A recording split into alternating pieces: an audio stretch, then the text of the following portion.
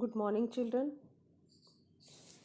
In our Hindi class today we will start with our book Sanchayan, part number 2, Smriti, page 8। स्मृति पाठ के लेखक श्री राम शर्मा जी हैं। स्मृति का meaning होता है, अर्थ होता है याद। इस पाठ में लेखक श्री राम शर्मा जी ने अपने बचपन की एक स्मृति को एक कहानी के रूप में हमारे सामने प्रस्तुत किया है। सन 1908 ईस्वी की बात है। दिसंबर का आखिर या जनवरी का प्रारंभ होगा। चिल्ला जाड़ा पड़ रहा था। 2-4 दिन पूर्व कुछ बूंदाबांदी हो गई थी, इसलिए शीत की भयंकरता और भी बढ़ गई थी। सायंकाल के 3:30 या 4 बजे होंगे। कई साथियों के साथ मैं झरबेरी के बेर तोड़ तोड़ कर खा रहा था कि गांव के पास से एक आदमी ने जोर से पुकारा कि तुम्हारे भाई बुला रहे हैं, शीघ्र ही घर लौट जाओ। अब यहाँ पे लेखक श्री राम शर्मा जी अपने बचपन की एक बात घटना हमारे साथ साझा कर रहे हैं। वो ये बता रहे हैं कि जनवरी आरंभ या दिसंबर आखिर की बात है, उन दिनों की बात है जब बहुत ठंड पड़ती थी।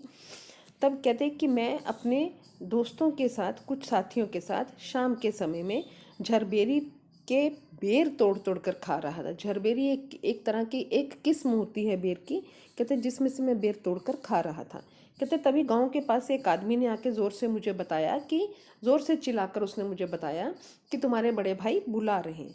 अब जैसे ही मैंने ये बात सुनी कि बड़े भाई बुला रहे हैं, और वो डर गया। अब उसे लगने लगा कि ना जाने मैंने क्या अपराध कर दिया है, क्या मुझसे गलती हो गई है जो भाई साहब ने मुझे इस तरह बुला लिया है।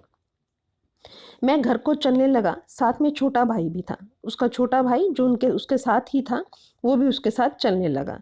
भाई साहब की मार का डर था, इसलिए सहमा हुआ चला जाता था। कहता उसको भाई साहब की मार का डर लग रहा था कि शायद उन्होंने कोई मेरी गलती पकड़ ली है और अब मुझे मार पड़ने वाली है। समझ में नहीं आता था कि कौन सा कसूर बन पड़ा। डरते डरते घर में घुसा। आशंका थी कि बेर खाने के अपराध में ही तो पेशी ना हो। कहता मुझे ये डर लग रहा था कि कहीं ऐसा तो नहीं मैं झरबेरी से बेर तोड़ के खा रहा था, तो उस वजह से उनको मुझे डांट लगानी है। शायद ये अपराध मैंने किया था। पर आंगन में भाई साहब को पत्र लिखते पाया। अब पिटने का भय दूर हुआ। जब उन्होंने देखा, घर वो पहुंच गए और उन्होंने देखा कि भाई साहब तो आंगन में बैठे पत्र लिख रहे हैं। उस समय उनका पिटने का जो अंदर डर था वो खत्म हो गया। हमें देखकर भाई साहब ने कहा, इन पत्रों को ले जाकर मक्खनपुर डाक खाने में डालो। तेजी से जाना, जिससे शाम की डाक में चिट्ठियां निकल जाए, ये बड़ी ज़रूरी है। अब उन्होंने भाई साहब ने दोनों को कहा, लेखक को और उनके छोटे भाई को, कि ये जो चिट्ठियां हैं, उनके हाथ में 3 चिट्ठियां दी, 3 पत्र दिए और कहा ये मक्खनपुर डाक खाने में जाके डाल के आ जाओ और ये बहुत ज़रूरी है, आज शाम की डाक से निकल जानी चाहिए। Next paragraph. जाड़े के दिन थे ही, तिस पर हवा के प्रकोप से कंपकपी लग रही थी। कहते जाड़े के दिन, ठंड के दिन तो थे ही, और हवा इतनी ठंडी चल रही थी कि जिससे कंपकपी लग रही थी। हवा मज्जा तक ठिठुरा रही थी। मज्जा तक मीन्स हड्डियों के भीतर तक उससे ठंड लग रही थी। इसलिए हमने कानों को धोती से बांधा। अब दोनों भाइयों ने अपने कानों के ऊपर एक धोती लपेट ली। माँ ने भुंजाने के लिए थोड़े चने धोती में बांध दिए थे और माँ ने उनको खाने के लिए, रास्ते में खाने के लिए थोड़े से चने उनकी धोती में, एक धोती में बांध दिए थे। हम दोनों भाई अपना अपना डंडा लेकर घर से निकल पड़े। उस समय उस बबूल के डंडे में जितना मोह था, उतना इस उम्र में राइफल से नहीं। अब वो कह रहे हैं हम दोनों ने अपना अपना डंडा लिया और निकल पड़े, चिट्ठियां डालने के लिए चले गए। कहते उस समय जो बबूल का डंडा, बबूल का पेड़ होता है, उसकी लकड़ी से बना हुआ डंडा था उनके पास। कहता जितना मोह मुझे उस डंडे से था, जितना प्यार मुझे उस डंडे से था, आज इस उम्र में वो उतना राइफल से भिन्न नहीं है। मेरा डंडा अनेक सांपों के लिए नारायण वाहन हो चुका है। कहता मेरा जो डंडा था, इससे बहुत सारे सांपों को उसने मारा था। तो कह रहे हैं कि बहुत सारे सांपों के लिए नारायण वाहन हो चुका था। नेक्स्ट पेज पे आइए। मक्खनपुर के स्कूल और गांव के बीच पड़ने वाला आम के पेड़ों के से प्रतिवर्ष उससे आम झुरे जाते थे। कहता क्या क्या किया था उसने उस डंडे से, जो उसको बहुत प्रिय था, सांपों को मारा था और आम के पेड़ों से बहुत सारे आमों को भी तोड़ा था। इसी कारण वह मूक डंडा सजीव सा प्रतीत होता है। कहता यही कारण था कि वो डंडा एक तो उसको इतना प्रिय था और दूसरा वो चुप रहने वाला, ना कुछ बोलने वाला निर्जीव सा डंडा उसको सजीव मालूम होता था। प्रसन्न बदन हम दोनों मक्खनपुर की ओर तेजी से बढ़ने लगे। प्रसन्न चित्त से वो दोनों मक्खनपुर की तरफ जाने लगे। चिट्ठियों को मैंने टोपी में रख लिया क्योंकि कुर्ते में जेबें नहीं थी। अब उनके कुर्ते में जेबें नहीं थी, इसलिए उन्होंने चिट्ठियों को अपनी टोपी के नीचे, सर पे जो टोपी लगाई थी उसके नीचे सेफली रख लिया। हम दोनों उछलते कूदते एक ही सांस में गांव के 4 फरलांग दूर उस कुएं के पास आ गए जिसमें एक अति भयंकर काला सांप पड़ा हुआ था। अब वो दोनों उछलते कूदते, क्योंकि वो बच्चे हैं तो उछलते कूदते जा रहे हैं, और वो उस जगह पे आ गए जहाँ पे एक कुआं है और कुएं के अंदर एक काला सांप है। कुआं कच्चा था, 24 हाथ गहरा था। बहुत ज़्यादा गहरा नहीं था, बहुत कम गहरा था। 24 हाथ, केवल 24 हाथ गहरा था। उसमें पानी नहीं था, सूखा हुआ कुआं था। उसमें न जाने सांप कैसे गिर गया था। कहते कारण कुछ भी हो, उस सांप के उसमें गिरने का कारण कुछ भी हो, लेकिन हमें उस कुएं में सांप के होने का ज्ञान केवल 2 महीने पहले ही हुआ है। बच्चे नटखट होते ही हैं। मक्खनपुर पढ़ने जाने वाली हमारी टोली पूरी बानर टोली थी। अब लेखक कह रहे हैं कि बच्चे स्वाभाविक रूप से नटखट होते हैं, शरारती होते हैं।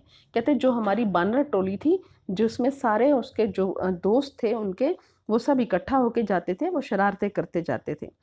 मक्खनपुर पढ़ने जाने वाली हमारी टोली पूरी बानर टोली थी। तो यहाँ पे उन्होंने अपने दोस्तों की टोली को बानर टोली, बंदर की टोली के साथ उपमा दी है।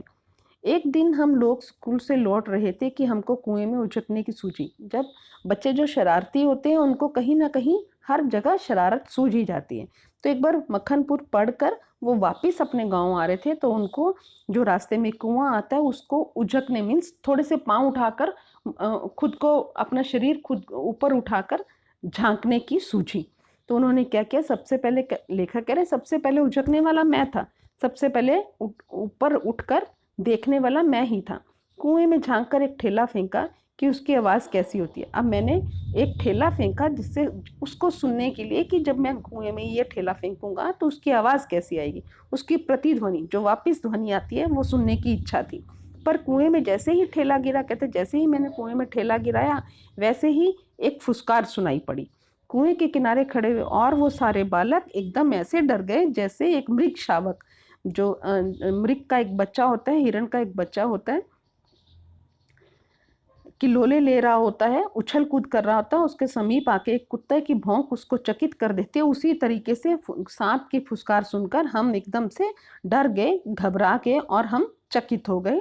जैसे किलोले करता हुआ मृग समूह अति समीप के कुत्ते की भौंक से चकित हो जाता है। किलोले होता है उचकना या उछलना।